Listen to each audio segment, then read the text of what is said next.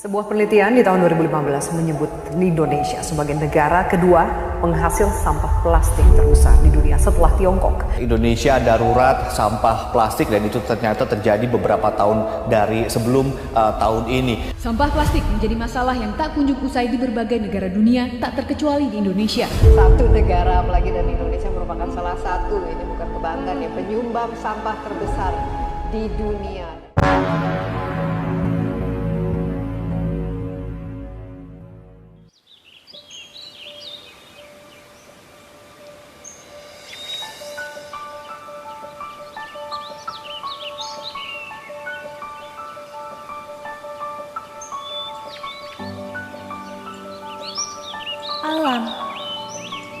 Alam mengacu kepada fenomena dunia fisik dan juga kehidupan secara umum. Skala alam terbentang dari subatomik sampai kosmik. Studi tentang alam adalah bagian besar dari ilmu pengetahuan. Meskipun manusia adalah bagian dari alam, kegiatan manusia sering dipahami sebagai kategori terpisah dari fenomena alam lainnya.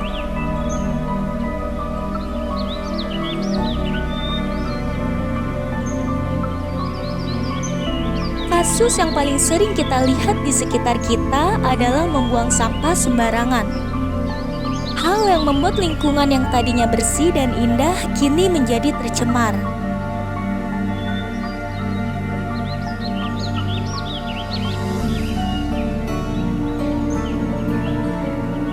Untuk mewujudkan alam yang lestari, membutuhkan kerjasama yang baik dari setiap orang.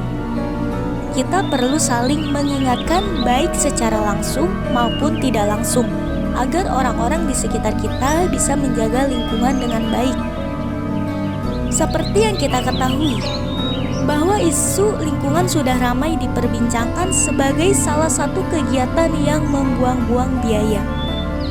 Dengan itu, anak bangsa cukup berhasil menciptakan kantong singkong ramah lingkungan, yaitu Telobag.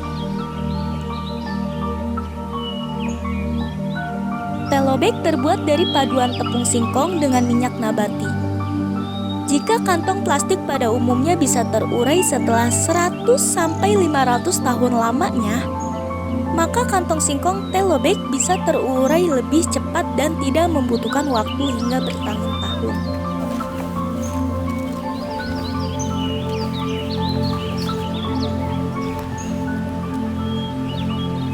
Telobag yang mampu mendorong mikroorganisme tanah untuk mengurai sampah plastik hingga hancur dan tidak akan menimbulkan pencemaran tanah, air, maupun udara. Dengan memanfaatkan singkong sebagai bahan utamanya, memberi peluang bagi petani singkong untuk mendapatkan penghasilan yang layak.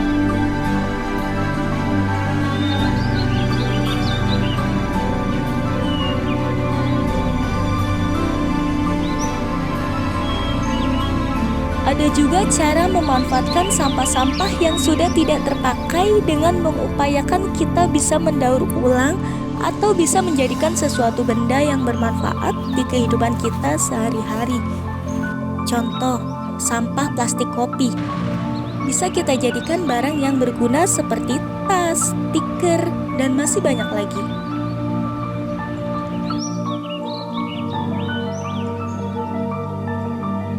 Negara-negara maju umumnya mengolah kembali sampah plastik menjadi barang-barang yang bermanfaat.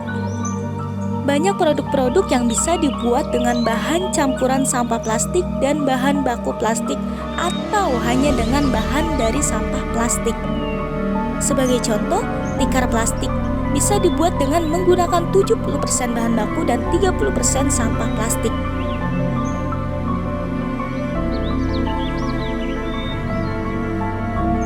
Dari skala pribadi hingga regional, manfaat utama daur ulang adalah membantu mengurangi jumlah sampah yang berkembang biak di lingkungan sekitar. Sederhananya, kita bisa berinovasi dan berkarya. Dengan cara ini, bisa menjadi solusi untuk mengurangi volume sampah.